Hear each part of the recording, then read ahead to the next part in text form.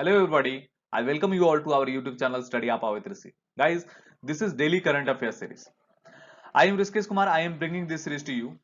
We are discussing October month's current affair. देखो हम अक्टूबर month के करंट अफेयर डिस्कस कर रहे हैं. हमारी जो सीरीज है वो दोनों लैंग्वेज में होगी, बाइलिंगुअल होगी, हिंदी और इंग्लिश, है ना.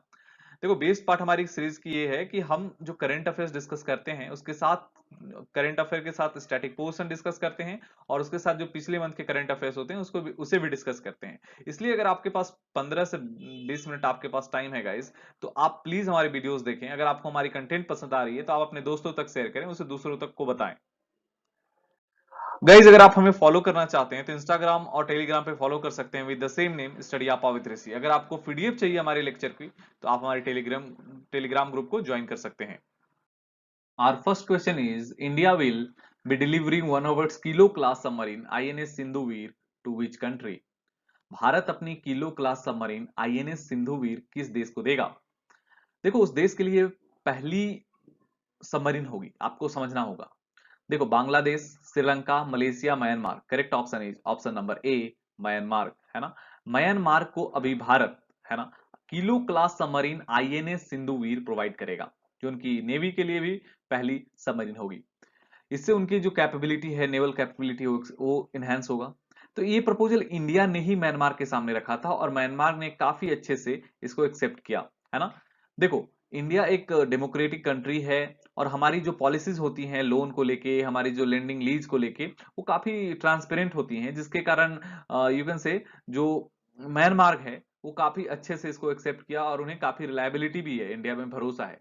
एक और इसका पर्सपेक्टिव हो जाता है गाइस, जिस टाइप से अभी हमारी चाइना के साथ जो हमारी कॉन्फ्लिक्ट है वो इंक्रीज हो रही है, स्टैंड ऑफ बढ़ रहे हैं, टेंशन ग्रो हो रहा है, उस ये इंपॉर्टेंट हो जाता है कि जो हमारी बायलेटरल ट्रेड्स हैं या बायलेटरल रिलेशनशिप है हमारी बाकी नेबर कंट्रीज के साथ, वो काफी स्ट्रांग हो.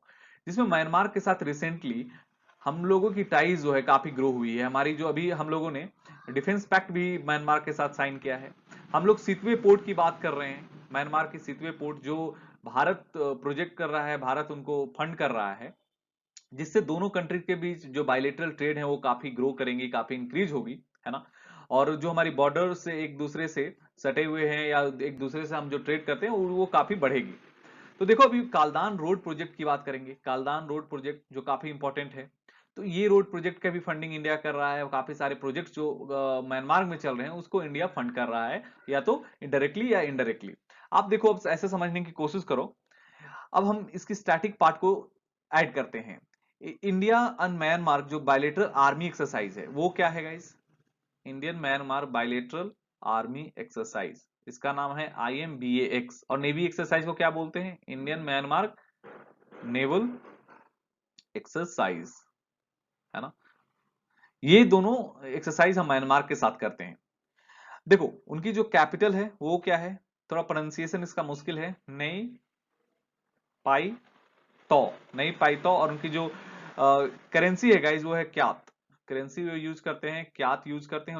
उनकी जो पीएम है वो है आंग सान सू की और प्रेसिडेंट है विन मिंट. ये म्यांमार के बारे में हमारी स्टैटिक के साथ साथ करंट न्यूज था.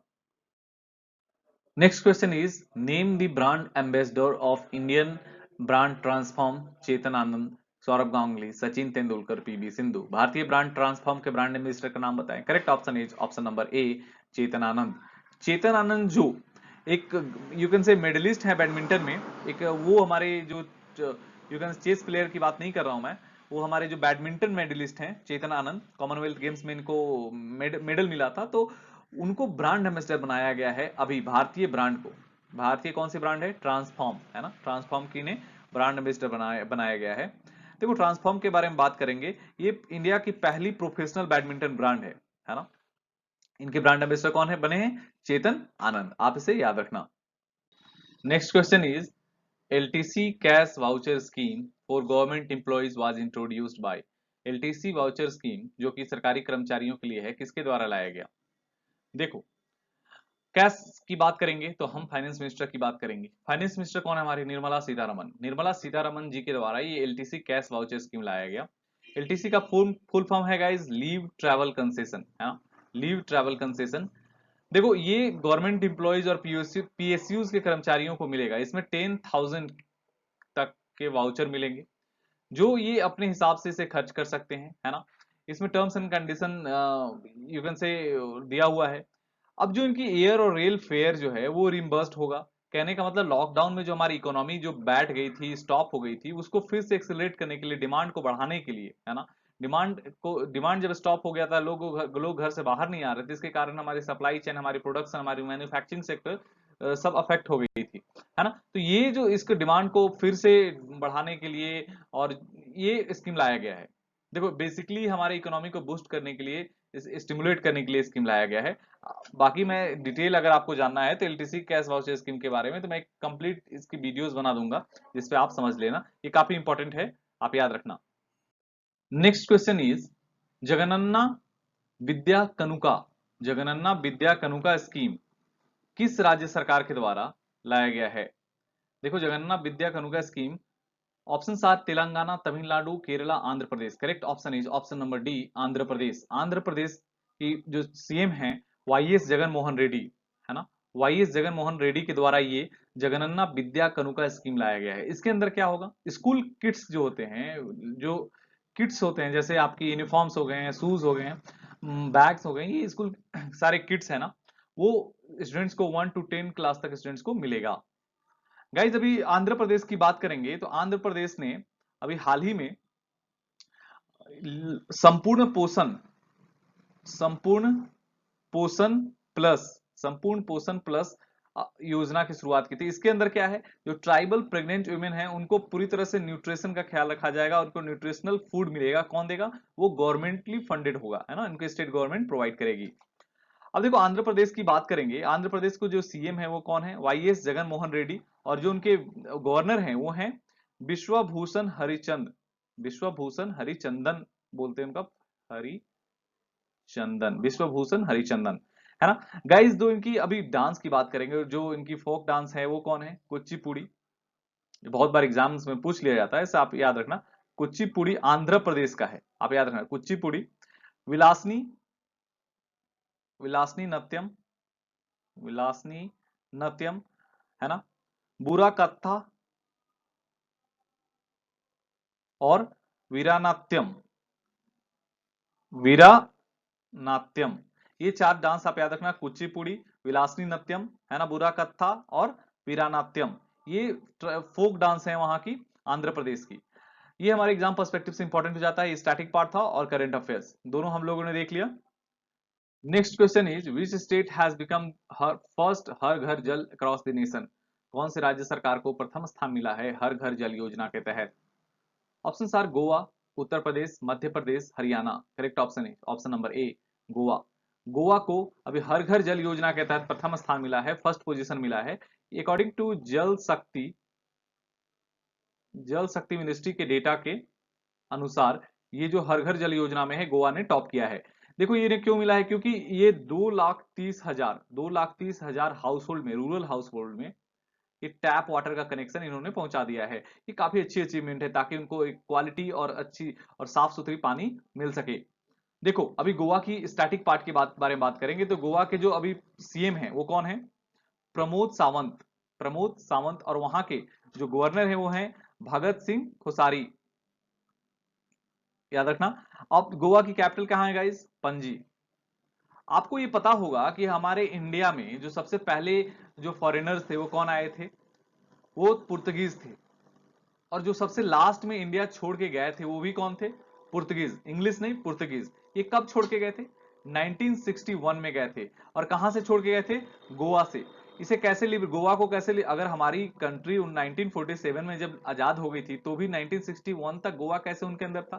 तो देखो इन गोवा को लिबरेट करने के लिए हम लोगों ने एक अभियान चलाया था, ऑपरेशन विजय। कौन सी ऑपरेशन पूछी जाती है एग्जाम पर्सपेक्टिव में, कौन सा ऑपरेशन से हम गोवा को लिबरेट किए हैं, गोवा को छुड़ाए हैं। तो ऑपरेशन विजय है ना, ऑपरेशन विजय के थ्रू हम गोवा को छुड़ाए थे। और कब छुड़ाए थे, 19 दिसंबर 1961 को। एग्जाम पर्सपेक्टिव से काफी इंपॉर्टेंट, आप याद रखना। गोवा को पुर्तगीज, जो सबसे लास्ट, जो सबसे पहले आए वो सबसे लास्ट छोड़ के गए इंडिया को, वो थे पुर्तगीज। और 19 दिसंबर 1961 को कहां से गए थे गाइस, वो गोवा से गए थे, आप याद रखना। और ऑपरेशन का नाम है operation Vijay. Next question is which state government has launched red light on गाड़ी ऑफ इनिशिएटिव, कौन सी राज्य सरकार ने रेड लाइट ऑन गाड़ी ऑफ और इनिशिएटिव की शुरुआत की है? देखो अभी बात करेंगे हम वैसे ही राज्य जहां पे सबसे ज्यादा पॉल्यूशन होता है, इकोनॉमिक एक्टिविटीज काफी हैं, फैक्ट्रीज काफी ज्यादा हैं, सबसे ज्यादा पॉपुलेशन डिसाइड करता है, पॉपुलेशन डेंसिटी काफी ज्यादा है, बीइंग इंडियाज यू कैन से कैपिटल, उनकी जो इकोनॉमिक एक्टिविटीज के साथ साथ जो काफी हमारी मोटर व्हीकल्स, काफी जो ट्रांसपोर्ट वो चलते हैं, जिसके कारण वहाँ की जो एयर क्वालिटी है काफी खराब हो गई है, ठंड के दिनों में और भी खराब हो जाता है, जिसके कारण उनके सामने ये चैलेंज होता है कि अपने सिटीजन्स को प्योर और क्वालिटी एयर प्रोवाइड कर सके। तो ये दिल्ली गवर्नमेंट की बात कर रहा हूं मैं। दिल्ली गवर्नमेंट ने बहुत सारी रिसेंटली बहुत सारी जो ऐसे इनिशिएटिव लॉन्च किया जिसके कारण उनकी एयर क्वालिटी और पॉल्यूशन को टैकल कर सके। जैसे है ना, उन्होंने अभी रेड लाइट ऑन गाड़ी ऑफ की बात की। उन्होंने अगर ट्रैफिक में अगर आपकी रेड लाइट ऑन हो गई है तो आप वहां पे अपनी गाड़ी को बंद कर सकते हो, जिसके कारण जो निकलने वाला धुआं है वो कम पॉल्यूशन होगा और हम फ्यूल भी सेव कर पाएंगे, है ना। ये देखो उनकी और भी इनिशिएटिव थी गाइस, जैसे युद्ध, है ना, युद्ध प्रदूषण के विरुद्ध, आप याद रखना, युद्ध प्रदूषण के विरुद्ध की जैसे भी इनिशिएटिव है उसी के अंदर ये लॉन्च किया गया है, युद्ध प्रदूषण के विरुद्ध। तो ये भी दिल्ली गवर्नमेंट के द्वारा लाया गया।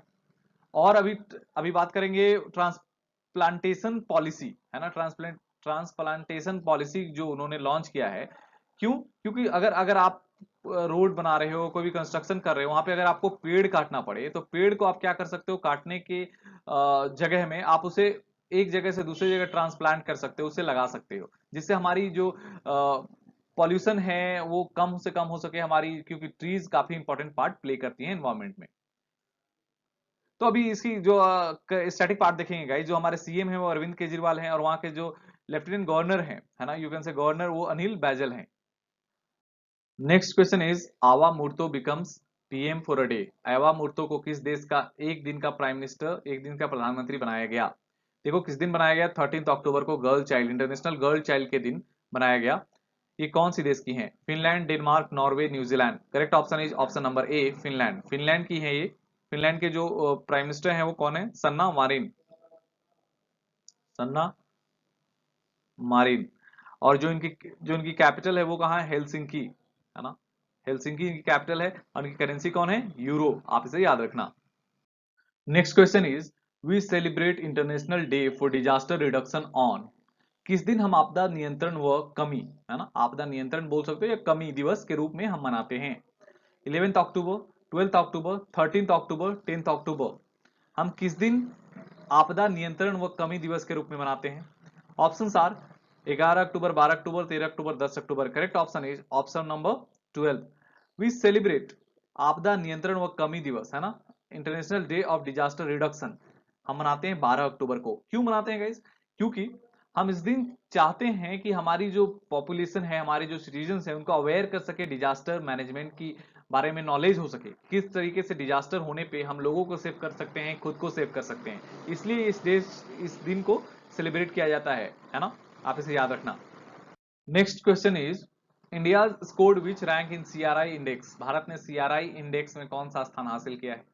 Options are 129th, 117th, 48th, 100th। Correct option is option number A, 129th। 129th rank हमें मिला है आउट ऑफ 158 कंट्रीज, है ना, जो एक काफी खराब रैंकिंग है। इसको टॉप किया गया है नॉर्वे के द्वारा, और जो लास्ट किया है वो साउथ सूडान ने लास्ट किया है। देखो ये सीआरआई का फुल फॉर्म क्या है, आप सीआरआई का फुल फॉर्म समझो, कमिटमेंट टू रिड्यूस इनइक्वालिटी, है ना, कमिटमेंट टू रिड्यूसिंग इनइक्वालिटी, कहने का मतलब इनइक्वालिटी कम करना। ये हमारी रैंकिंग इतनी खराब क्यों है? तो आपको डेटा प्रोवाइड करना बहुत जरूरी है। देखो हमारी जो हेल्थ सेक्टर और जिस तरीके का हम एजुकेशन सेक्टर में इन्वेस्टमेंट करते हैं, ये डिसाइड करता है कि हमारे बहुत सारी पॉपुलेशन अभी भी है जो वंचित हैं प्रॉपर जो बेसिक जो हेल्थ केयर फैसिलिटीज हैं उनसे। हम 50% लोग ही हमारे हेल्थ केयर सर्विस को उठा पाते हैं अच्छे से, उनको बेसिक हेल्थ केयर सर्विसेज मिल पाती हैं। तो सीआरआई की बात करेंगे इसमें, तो फोर्थ लोवेस्ट है जो इंडिया जो हेल्थ बजट है गाइस, वो वर्ल्ड का फोर्थ लोवेस्ट है। आप समझ जाओ कि हम कितनी बजट अपनी हेल्थ सेक्टर में लगा रहे हैं।